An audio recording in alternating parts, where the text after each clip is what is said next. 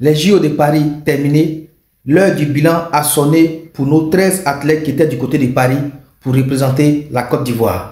On va commencer avec le taekwondo, c'est Cheikh Serra chez les plus de 80 kg, médaille de bronze.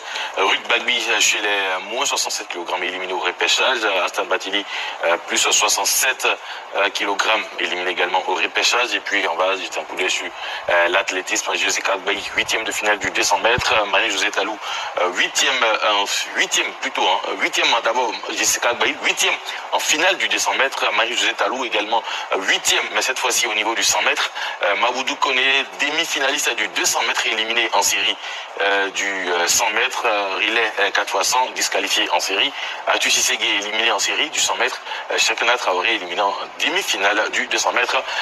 L'escrime, Jérémy Kewel, l'escrime, bon, comme on le dit, éliminé en 16e de finale également, éliminé en 16e de finale Esteban Maxime. Et puis la judokate Zuleia Taboné, chez les moins 57 kg, a été éliminé en 16e de finale. Et effectivement. Allez, je vais lui demander un mot sur le bilan de la participation ivoirienne à ces Jeux de Paris 2024. Écoutez, c'est un bilan très mitigé parce qu'il faut qu'on se dise la vérité. C'est vrai que c'est Cheikh a sauvé les meubles, mais une chose est certaine, à Rio 2016, on a obtenu 2 médailles, une médaille d'or et une médaille de bronze.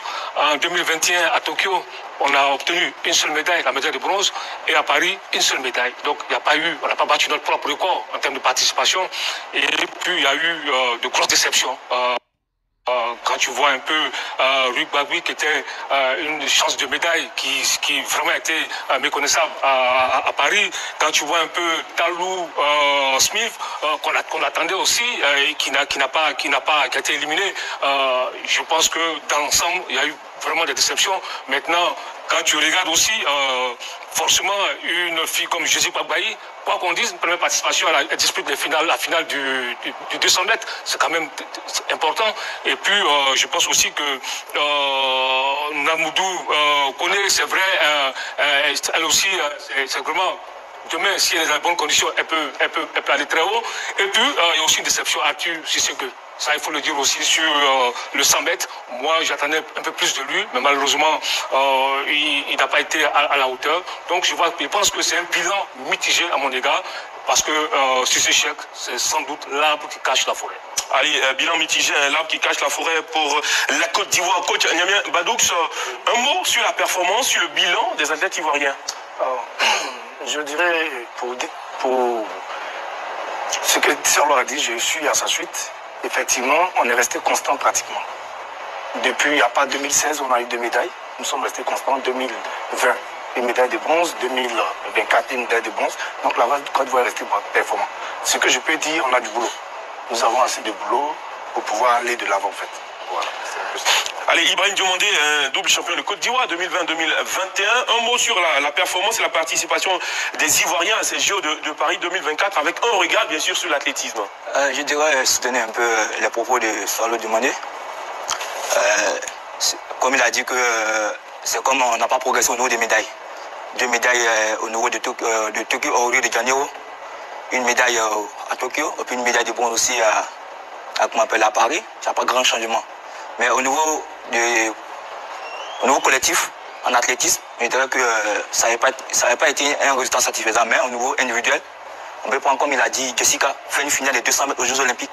Ce n'est pas permis à tout le monde. C'est pas permis à tout le monde. On peut aussi discuter aussi les séries, c'est qualifié aussi parmi les ténors des meilleurs athlètes du sprint mondial. Aller jusqu'en finale, en bien première participation. Bon, je dirais qu'il félicite à elle parce qu'elle a même régalé, écrit son propre record personnel qui est 22-36. Quant aux autres, il n'y a pas de la daronne Talou, c'est un peu pénible de sa part parce que on était unanime qu'elle allait avoir une médaille. Mais vu par les contractions, puis l'hygiène des maladies qu'elle a pu rencontrer durant ces compétitions, ça a été un peu une déception. Mais quant aux autres garçons, je dirais aussi, c'est un peu timide, surtout quand Serlo Diomandé a dit que si c'est tout le monde entraîné dessus parce que c'est mon dévancier, on est toujours en contact. Même quand il était ici, on a fait les 2 semaines de préparation où j'ai pas été le soutenir au niveau, en tant qu'un petit frère. Tout le monde entraînait de lui, mais je ne dirais pas aussi que c'est sa faute parce que les blessures, ça ne prévient pas. Une blessure en pleine compétition, parce que ces jours, il y a eu des trucs incroyables. Si vous prenez le tennis de table, le premier champion en titre qui est sorti au premier round. Premier tour. Je ne dirais pas aussi parce que ça a été des résultats un peu très différents par rapport aux jeux précédents. Même donc, question pour vous, Henri Joël. Allez, participation des Ivoiriens, bilan, comparaison, je ne dirais pas, mais votre analyse sur tout ce qui s'est passé. Bilan maigre, ça faut le dire. Bilan maigre. Quand on se réfère à ce qui s'est passé à Rio il y a 8 ans, c'est ça? 8 ans. Il y a 10 ans. Ouais, j'ai dit 10 ans. 8 ans, 2016. 2016, 8 ans. Je pense qu'on devait progresser. Parce que quand on a fait 2 médailles à Rio, normalement, dans la logique des choses, d'abord, il faut rester constant, peut-être 4 ans plus tard, et puis monter d'un cran 8 ans après. Sauf que là, de 2, on est passé à 1 médaille, et on a eu encore 1 médaille. Donc, comme je l'ai dit, bilan maigre. Avant la compétition, on avait beaucoup d'espoir, notamment sur certaines disciplines, notamment le taekwondo. L'athlétisme aussi, on se disait que finalement, pourquoi pas finir sur une bonne note pour ces athlètes-là que nous avons vus ici depuis longtemps, notamment sur les dames, que ce soit Talou, que ce soit Muriel. Muriel, même si elle n'a pas couru sur presque toute la compétition, elle a attendu le relais. Mais bon, là encore, ça a été une déception pour l'équipe ivoirienne.